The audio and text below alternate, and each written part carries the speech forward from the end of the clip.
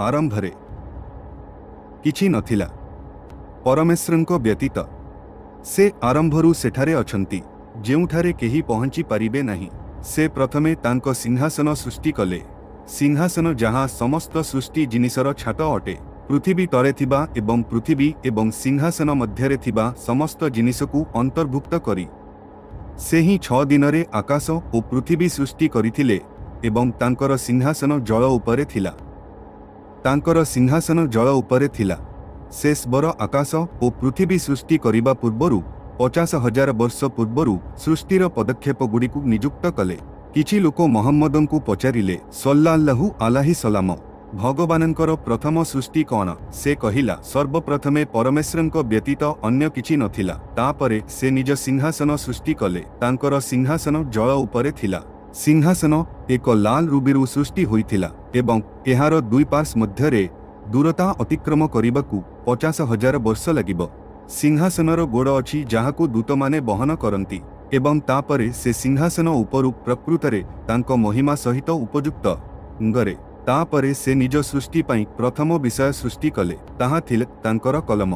तापरे से एहाकू लेख कहिले एवं सेही घंटारे जहा घटिथिला ताहा पुनरुत्थान दिन पर्यंत लेखा जाइथिला। तापरे से रेकर्डरे सबु किछि लिखिथिले। से आकाश और पृथ्वी सृष्टि कले। सर्वशक्तिमान परमेश्वर समस्त विषयर सृष्टिकर्ता।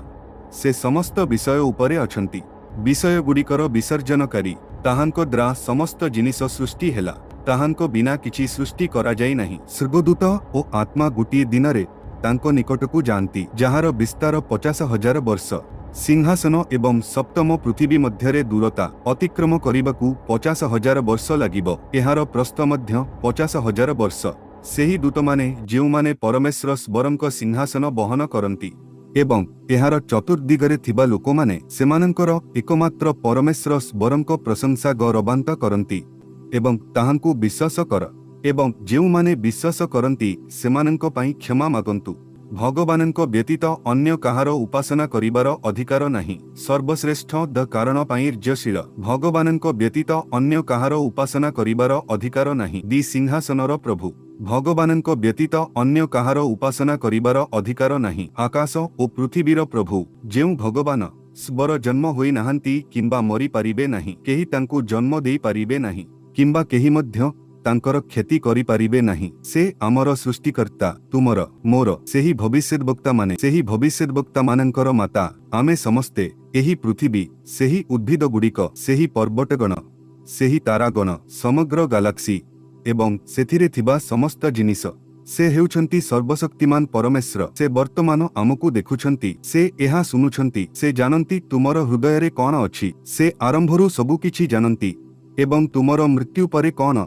मोहम्मद सल्लल्लाहु अलैहि सलाम कहिछंती सर्वशक्तिमान परमेश्वरंक दूतमानंक मध्यरु जणे जिए परमेश्वरंक सिंहासन धारण करंती। तांको कानफुल एवं कांध मध्यरे दूरता 700 वर्षर यात्रा। दूरता 700 वर्ष पाई उडुथिबा पक्षी परी एवं तांकर कुर्सी आकाश एवं पृथ्वी उपरे विस्तारित। से सेमानंकु रक्षा करिबा एवं संरक्षण करिबारे कौनसी थक्का अनुभव करंती नाही एवं से सर्वपरिस्थ अटंती। कुर्सी समस्त सृष्टि आम उपरे एवं सिंहासन कुर्सी उपरे। कुर्सी हेउछि प्रभुंकर पादचिन्ह, सिंहासन हेउछि आसन जहाँ स्वर्गदूत माने बहन करंती एवं सिंहासन हेउछि भगवानंकर सबुठारु बड़ सृष्टि। मोहम्मद सल्लल्लाहु अलैहि सलाम कहिछंती सिंहासन तुलनारे कुर्सी हेउछि पृथ्वीर एक खोला मरुभूमि रे फिंगी दिया जाइथिबा लुहाठारु अधिक नुहे। कुर्सी हेउछि फुटस्टूल एवं सिंहासन को भगवानंक व्यतीत अन्य केही सठिक आकलन करिबाकू सक्षम नुहंती एवं भगवान स्वरंक आकार को केही व्याख्या करि पारिबे नाही। तांकर दृश्य तांकर भयस इत्यादि कल्पना मध्य करि पारिबो नाही।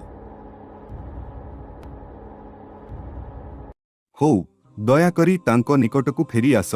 तांको निकटरे प्रार्थना कर, भल काम कर। समय पूर्वरु किछि लोक विश्वास करंती जे एहा आम हातरे लेखा होईछि एवं भावंतु किछि लोक एहाकू पकान पारिबे, किंतु एहा एक बड़ भूल। परमेश्वर जहा लिखिछंती ताहा केही जानंती नाही एवं भाव नाही जे भगवान सर्वत्र अछंती किंबा से आम हृदय रे अछंती। ताहा भूल विश्वास। से सिंहासन उपरे तांकर शक्ति एवं ज्ञान सबुठारे अछि, किंतु से निजे पृथ्वी रे आसंती नाही। अंतत भगवान पक्षे से रातिर शेष घंटारे सर्वनिम्न आकाश को ओह्लांती एवं कुह किए मोते डाकुछि मु तांकु उत्तर देबी किए मो ठारू किछि पचारुछि जहाँ मु तांकु देई पारे किए मोते क्षमा मागुछि मु तांकु क्षमा करि पारे तेनु अनुताप कर परमेश्वरंक ठारू क्षमा प्रार्थना कर मिथ्या देवता और मिथ्या लोकमानंक निकटकू जाओ नाही प्रकृत पथकू आस भल काम कर से तुमको क्षमा करिवे। मोहम्मद सल्लल्लाहु अलैहि सलाम कहिछंती भगवान 100 भागरे दया सृष्टि कले एवं से तांको सहित 99 भाग रखिले से दयार मात्र गोटे अंश को पृथ्वी को पठाइछंती एवं एही कारणरू केवल गोटे अंश पृथ्वीर समस्त सृष्टि मध्यरे पारस्परिक प्रेम अछि सेथिपाई पशुटी तार छुआठारू खुरा उठाए एहार क्षति होई पारे बोली भय।